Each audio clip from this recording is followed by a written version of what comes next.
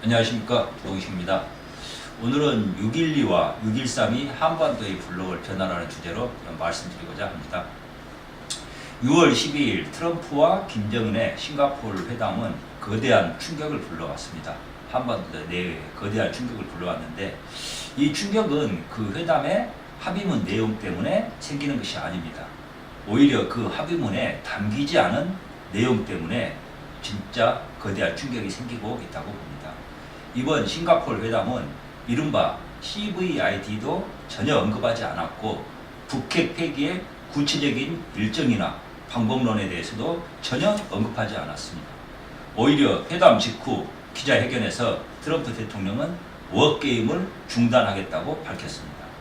한미연합 군사훈련을 하지 않겠다고 명백히 선언한 것입니다. 나아가 조만간 실제로 종전선언이 있을 것이라는 이야기까지도 했습니다. 사실 싱가포르 회담과 트럼프의 발언을 두고 여러 가지 해석이 나오고 있지만, 외교와 국방에 관한 한 저희들은 가급적 최선의 상황보다는 최악의 상황을 전제로 대비를 하는 것이 원칙이라고 봅니다. 사실 대다수 전문가들이 싱가포르 회담과 트럼프의 발언이 이제 언젠가 조만간 주한미군 철수로 이어질 것이라고 예상하는 분들이 좀 많습니다. 주한미군 철수는 트럼프 대통령의 대선 당시 공약이기도 했습니다. 한국이 방위비 분담금을 인상하지 않으면 이런 이제 전제 조건이 붙기는 했습니다만은 주한미군을 철수할 것이다, 이런 이야기를 분명히 입장을 밝혔습니다. 또 한반도의 전쟁이라도 미군은 개입하지 않을 것이라고 말하기도 했습니다. 우리나라에서는 뭐 이런 정도 정치인, 대통령 후보가 선거 과정에서 하는 이야기가 그런 비중을 갖지 않을지도 모르겠지만, 미국의 경우는 좀 다른 것 같습니다. 무엇보다 이 북핵 문제의 구조가 필연적으로 주한미군 철수로 이어지는 것 아닌가 하는 그런 분석이 나오고 있습니다. 미국의 입장에서 북핵 문제는 직접적이라기보다는 간접적인 위협입니다. 북한 김정은이 미국 본토를 핵으로 직접 타격할 이유도 없고 그럴 가능성도 없습니다. 그럴 만한 실력 또 이유가 없다는 겁니다. 미국으로서는 북핵이 자기를 직접 때릴까봐 두렵다기보다는 그 핵이 제대로 관리되지 않아서 다른 지역, 특히 중동의 반미 국가나 테러 집단에게 넘어갈 것이 더 신경 쓰이는 일입니다. 그래서 북핵은 그 존재 자체의 문제, 그러니까 북핵을 없애느냐 아니냐 하는 문제라기보다는 그 북핵이 제대로 관리되느냐의 문제라고 봐야 할 것 같습니다.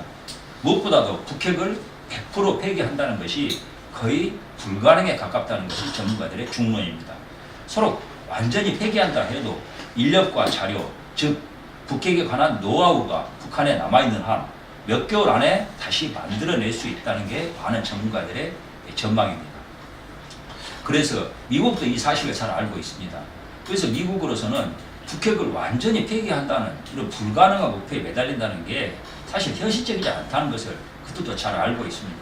그래서 북핵을 완전히 없애는 것보다는 그 위협을 적정한 선에서, 최소화하는 선에서 관리하는 것을 현실적인 목표로 삼기가 쉽다고 봅니다. 이번에 싱가포르 회담에서 트럼프 대통령과 김정은의 이 합의문이라는 것이 어쩌면 그런 전제를 깔고 있는 거 아닌가, 그런 생각을 해보게 됩니다. 그러면 북핵을 관리하는 것이 더 핵심의 문제다 했을 때, 여기서 진짜 중요한 문제는 누가 관리할 것이냐 하는 그런 문제가 남게 됩니다.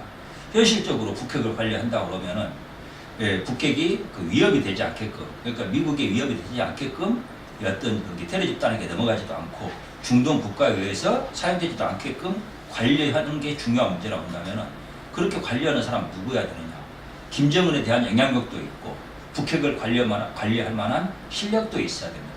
그리고 무엇보다도 북핵을 적절한 수준에서 관리한다는 목표에, 미국과 함께 그것의 목표에 동의를 해야 됩니다. 이런 조건을 갖춘 것은 지금 중국뿐입니다. 결국 이번 싱가포르 회담에서 그 양자가 트럼프와 김정은이 명문화하지 않은 실제 합의는 미국과 중국 사이에서 이루어진 것이 아닌가. 그 전제에 의해서 미국의 트럼프와 김정은이 사실은 어떻게 보면 일종의 요식 절차를 거친 거 아닌가 하는 생각을 해보게 됩니다. 이제 이런 말씀을 드리게 되면 미국이 한반도에서 결코 철수하지 않을 것이라고 아주 철석같이 믿는 분들이 우리나라에 굉장히 많습니다. 이건 좌우파 막론하고 그렇게 믿는 분들이 많은데 그분들이 믿는 조건은 뭐 하나입니다.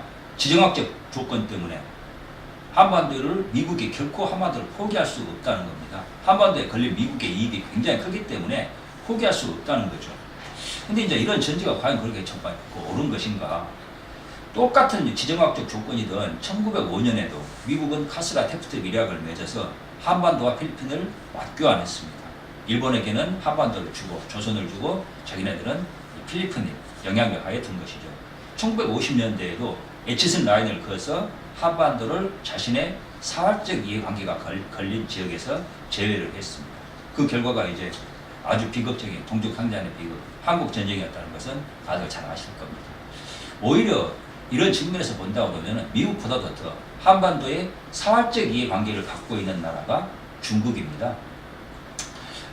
중국은 한반도라는 것을 이제 역사적으로 자기네들이 그 한반도가 이 자신들의 어떤 변방이었고 번석국이었다는 입장을 고수를 해오고 있고 요즘은 이제 아주 그걸 노골적으로 밝히고 있습니다만은 이 그 중국이 한반도에 걸고 있는 사업적 이해관계를 노골적으로 가장 잘 펴나고 있는 게 서해를 중국에 내해화한다는 그런 요구사항입니다. 이것은 중국의 국가적 과제라고 합니다. 사실 서해를 내해화하지 않으면 중국의 국경을 포함해가지고 중국의 핵심 지역들이 소위 말해서 이제 서해안 그 해안 지역에 있는 북경부터 저기 상해에 이르기까지 그 거대한 이를테면 중국의 경제력과 인구가 집중된 지역이 직접적인 위협에 노출된다는 것이거든요. 그래서 지금 서해를 중국의 내해로 만든다는 것은 중국의 국가적 과제라고 하는데 사실 서해 내해화는 북한을 자신의 영향력 아래 둔 것이 1단계라고 볼 수가 있습니다. 1단계고 완성된 단계가 아닙니다. 그러면 서해를 중국의 내해로 만드는 마지막 2단계는 무엇인가? 당연하게 한반도 전체를 자신의 영향력 안에 포괄하는 것이고 그것은 바로 남한, 현재 대한민국을 자신의 영향력 아래 직접 관할 아래 두는 것이 서해를 내외화하는 작업의 완성이라고 볼 수가 있을 것입니다. 즉 한반도에 대한 이해관계가 그다지 깊지 않은 미국 그리고 사활을 건 이해관계를 갖고 있는 중국이 북핵을 고리로 한반도 문제에서 과거와 다른 합의에 이를 가능성이 크다고 봅니다. 여기에 단기적인 경제적인 이익을 중시하는 트럼프, 비즈니스맨 출신의 트럼프의 성향이 맞물려가지고 우리나라 사람들이 미처 예상하지 못했던 한반도 정세의 변화가 급속도로 이루어질 가능성이 크다고 봅니다. 미군 철수와 함께 한반도 전체가 중국의 관리에 들어갈 가능성을 배제할 수 없다는 이야기입니다. 물론 그렇게 된다 해도 표면적으로는 강대국의 간섭을 배제한 자주 통일 독립국가의 수립이라는 명분을 내세우게 될 것입니다. 뭐 이제 소위 말해서 낮은 단계 연방제니 뭐니 하는 이야기가 그리로 가는 이제 지름길이 되겠죠. 하지만 한반도의 지정학적 조건에서 우리나라 많은 분들이 이제 이상적인 진보주의자나 이런 분들이 생각하시는 것처럼 완전한 의미에서 이 외세의 힘이 작용하지 않는 독립국, 소위 자주국이라는 것은 그 이념상으로는 좋지만 현실적으로는 그리 바람직하지 않은 이야기가 될 수가 있습니다. 한반도의 지정학적 조건에서 외세의 힘이 작용하지 않는 힘의 공백은 결코 오래 유지될 수 없다고 봅니다. 중요한 것은 어떤 세력이 주도권을 지느냐 하는 점이라고 봅니다. 과연 현재의 상황이 변해가지고 한반도 전체가 중국의 영향력 안에 들어갈 때 중국이 한반도의 사실상의 주인으로 등장하는 것이 어떤 의미를 갖게 되는 것인지 현실적으로 어떤 상황 변화가 있게 되는 것인지 과연 우리나라 국민들이 진지하게 생각해 본 적이 있는지 정말 의문이 아닐 수 없습니다. 지난 13일 6월 12일 이제 트럼프 김정은 회담이 있은 하루 뒤에 6월 13일에 민주당이 그 전국 지방선거가 있었습니다. 민주당이 이 선거를 휩쓸었죠. 대한민국 정치 역사상 이렇게 한 당이 모든 이 선거를 휩쓴 그런 선거도 아마 드물었을 것가 처음인 것 같습니다. 이런 지방선거의 결과는 한반도의 변화를 공식화하는 그런 효과를 발휘하게 될 것이라고 봅니다. 문재인 정권의 남북 대화, 소위 한반도 평화 기조가 국민적 지지를 얻었다는 그런 정치적 명분이 생긴 것입니다. 이를테면 국민의 공인을 받고 추인을 받게 된 것입니다. 이 선거 결과 야당의 존재는 완전히 무력화됐습니다.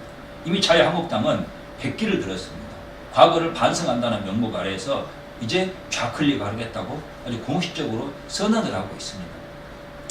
문재인은 대선 당시에 남북 국가연합 또는 낮은 단계의 연방제를 실현해서 김대중 대통령이 6.15 선언에서 밝힌 통일의 길로 나아가고 싶다고 밝힌 바 있습니다.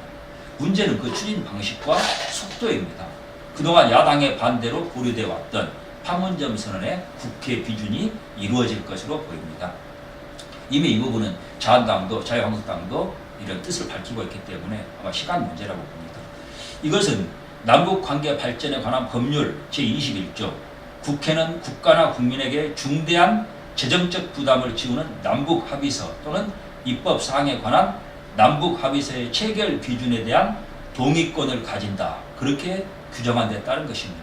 원래 이 취지는 이제 좀 그 정권 차원에서 대통령이 마음대로 북한을 지원할 수 없게끔 어떻게 좀 제약장치, 제동장치를 둔 것인데 지금의 경우에는 오히려 북한을 내게 지원해주고 퍼주기를 하는 아주 그런 장치로 좀 이렇게 쓰이게 될 가능성이 커지고 있습니다. 만일 판문점 선언이 국회 비준이라는 절차를 거칠 경우에 그 선언은 법률에 준하는 효력을 갖게 됩니다. 문재인 정부의 대북 지원은 말 그대로 법물처럼 터져나올 것으로 봅니다. 미국이 이를 막을 것이다. 그럴 기대는 버리는 게 좋을 것 같습니다. 트럼프 대통령이 그동안 해온 발언을 봐도 미국이 그걸 가로막을 것 같지는 않습니다. 일단은 금강산 관광 재개, 개성공단 재개 및 확대가 현안으로 다가오겠지만 그 밖에 온갖 대북 협력 및 지원 조치가 쏟아져 나올 것으로 보입니다.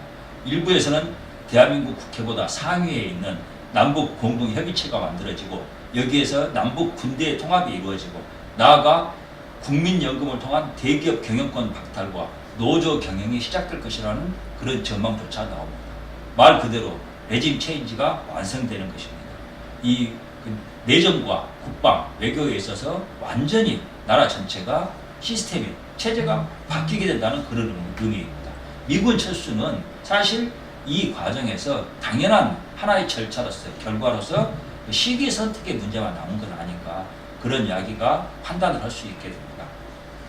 사실 미군 철수 말 쉬워서 미군 철수 그러는데 미군 철수라는 게 미군만 철수한다는 그런 의미가 아닙니다.